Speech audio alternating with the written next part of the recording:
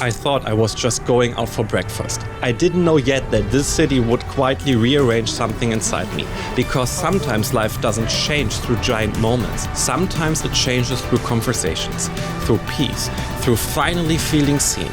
Fate clearly had better taste than morning. Schnitzel goes to Hollywood, just like he always said he would. New episode, here we go. Later, I jumped on the bus toward Beverly Hills, and honestly, even the ride felt cinematic.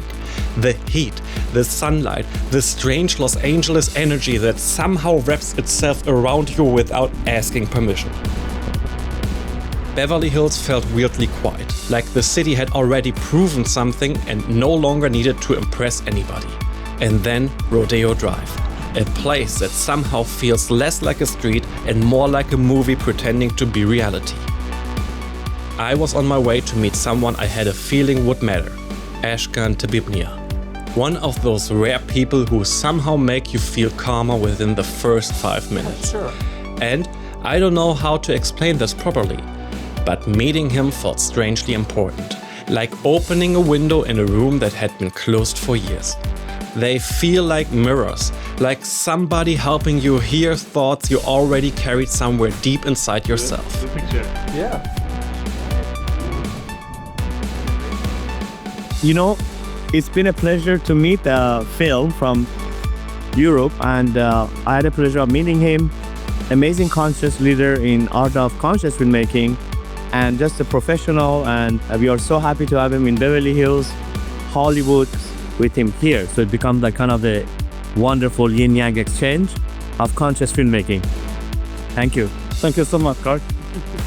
Jonathan, I was just done for my first meeting with Piraki, thanks to Regino and Natalie.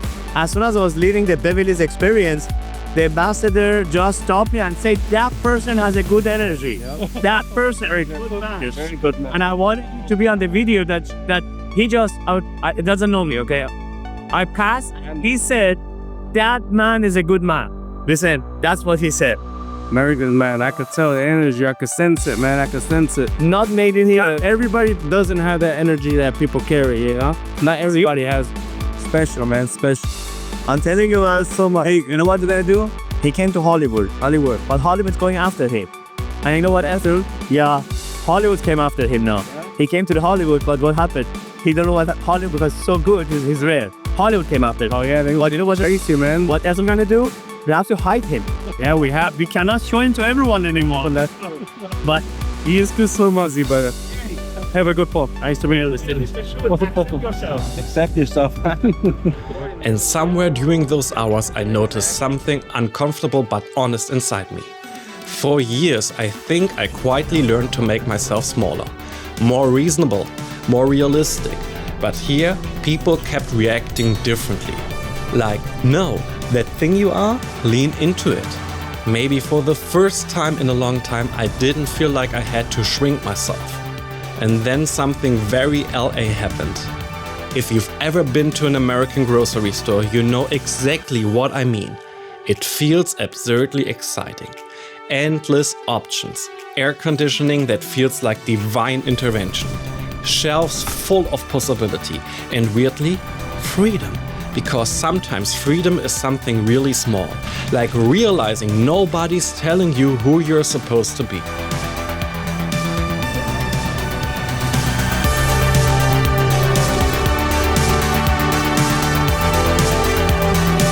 Back home, I unpacked groceries, slowed down, let the day settle into my body.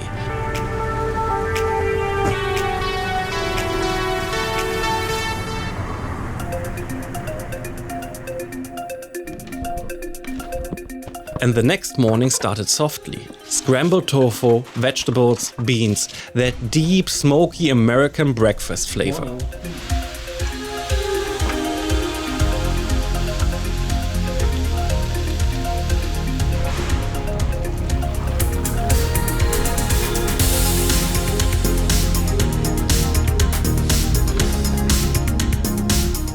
Somehow it tasted comforting. like life slowly starting to trust me again. But then, reality, laundry, real glamorous Hollywood stuff. Coins clinking, machines humming, one quiet hour where life suddenly slowed down enough for me to think. Honestly, sometimes healing looks less like transformation and more like sitting next to detergent, waiting for socks to dry.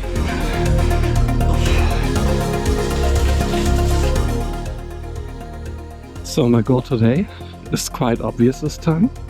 You can see it right in front of me. Griffith Park, Mount Hollywood, time to hike. And wow, the heat was no joke. Nearly 100 degrees. The kind of heat that doesn't negotiate with you. It simply wins. Sweat running down my back. Water disappearing faster than expected. Every step uphill demanding something from me. But weirdly, I loved it. Because hiking in Los Angeles feels symbolic somehow. Like every step upward quietly asks, who are you becoming?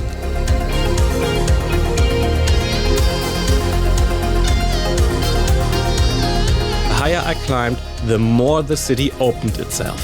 One street at a time, one skyline at a time.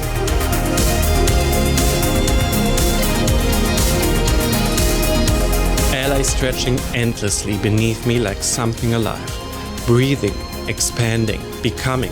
And somewhere up there, something shifted. Because Ashkan had told me something earlier. He said no country makes him feel closer to God than America. I'm feeling so calm and full of peace right now. It's unbelievable. I never felt that for 8 years. This is so great. When your pulse is always up, when you're in a surrounding you don't belong to, and then you come home and everything just feels right, you know? And suddenly, there was peace. Real peace. The kind you don't have to force. The kind that simply arrives. Later, the observatory. And honestly, American museums just feel different. Alive, interactive, curious. In Germany, sometimes it feels like, don't touch this, don't stand there, don't get excited. Here, it feels like somebody saying, come closer, feel something. Then walking through James Dean territory, catching a show at the Leonard Nimoy Theatre. Little moments that somehow felt strangely sacred.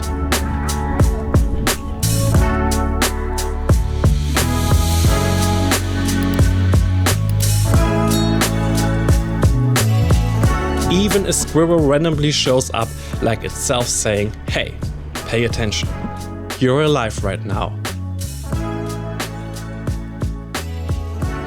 Suddenly everything feels symbolic, everything feels meaningful.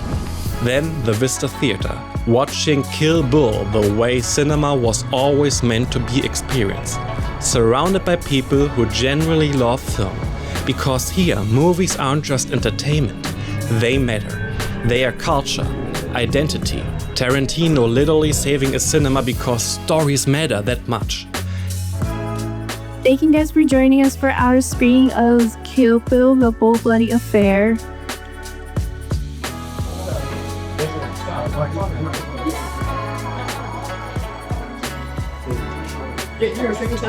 I thought the next days would be simple.